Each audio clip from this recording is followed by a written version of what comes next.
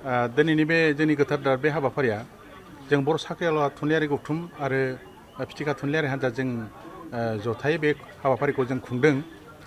जोङो दिनैनि बिसेस हाबाफारिया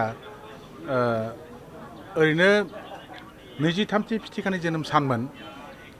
बेहाय जों खन्थाइ आवरायखायो बोसोरफ्रोमबो खेबसे। बेजों देग्लाय जोङो जोंनि सुंद' सल'नि सम्राट नीलकमल ब्रह्मनि जिउ आरो बिनि हाबाफारि बिनि बिहोमानि सायाव बेंखन सावरायमेल लाफादेरदों। दा मख'नो गोनाङा बेनो, जोंनि बर' थुनलाइखौ एफाग्राब जे गोजौ मान दान्दायाव लांदों, जों बयबो मिथिब्लाबो जों बेखौ अनुभब खालामा। दा जोंनि बे सुंद' सल'नि सम्राट नीलकमल सारा गोबां लेखा लिरलांदों। दा बिथांनि बे लिरनाया ओरैबादि गोजौ माननि, दा जोङो दस्रा थुनलाइखौबो फरायो।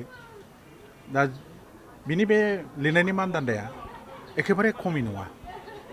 दा जोङो बेखौनो जों मेसेज होनो नाजागोन दिनैनि बे बिथांनि बेंखन सावरायमेलाव वार्कशप एन्ड सेमिनार होनदों। जों दिनै बाहाय जोंनि गोदानै जाखांबोनाय फरायसुला फरायसुलिफोरनो जोङो मिथिहोनो नाजादों।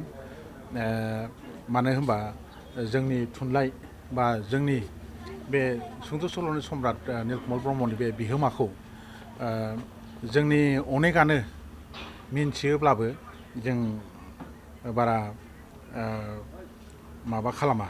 जाय हक, आं आसा खालामो बा दिनैनि बे खुंनायजों आं मोनसे मेसेज थांगोन, आं बेखौ आसा खालामो जे बिथांनि बे जिथु थुनलाइनि बिहोमा बे जेब्लाबो थांनानै थाबाय थागोन आरो बर'नि जोंनि बे थुनलाइनि माना आरो जोंनि बे राव हारिमुवा जेरैबो गेवलांसारगोन। आरो लोगो लोगो बिनि बे लिरनायजों जों हारि माहारि बयबो गुबुन गुबुन जाथिनि गेजेराव गुबुन गुबुन मानसिफोरनि गेजेराव जों अनलायनानै थानो हागोन होननानै आं मोनसे बिसास दं। दिनैनि बे जोंनि बेंखन सावरायमेल खुंनायनि मोनसे हाबाफारि बा मोनसे मिथिहोनो नाजानायाबो बेबो मोनसे।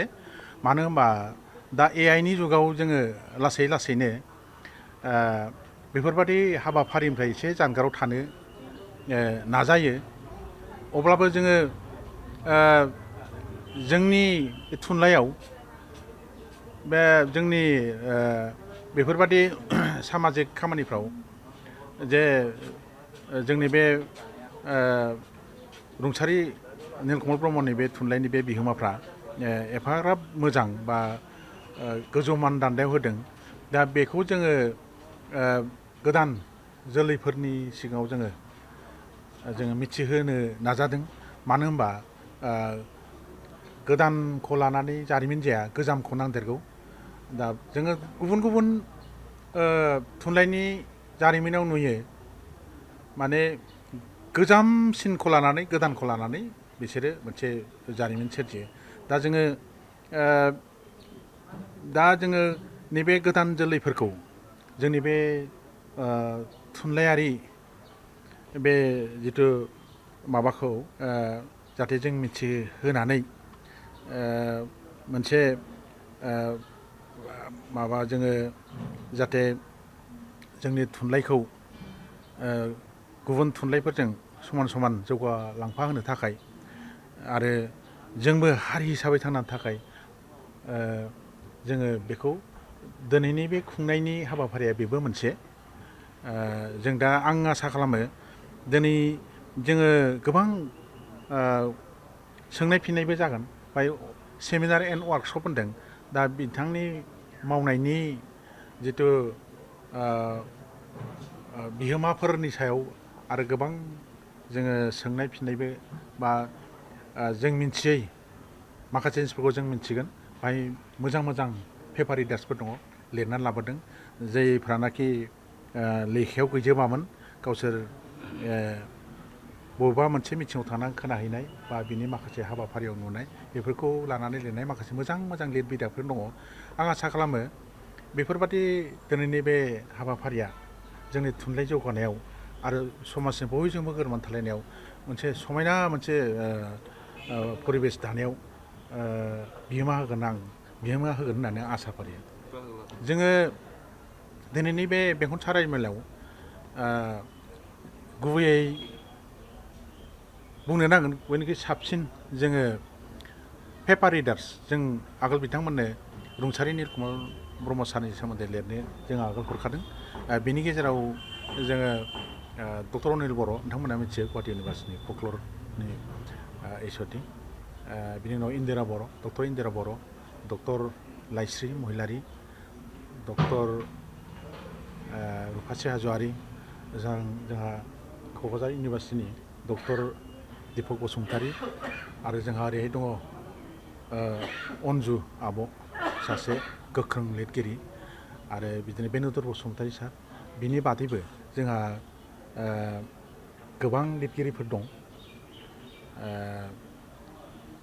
पि.के. हाज'वारि सार जोंहा मख'नो नांगोन, बिथाङा गोबां खामानि मावबाय बिनि सायाव। आरो जोंहा दंबावो बिबेकानन्द आदा बिबेका, आरो बर' थुनलाइ आफादनि आफादगिरि आदा गपिनाथ बरगयारिबो दङ।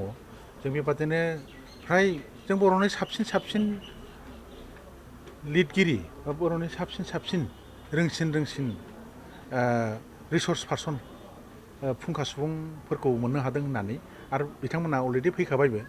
जों दा बिथांमोननिफ्राय गोबां मोजां खोथा खोनागोन। जों दामि आर्टिकेल दामि बिसोरनिफ्राय जों खोथा खोनानो मोनगोन।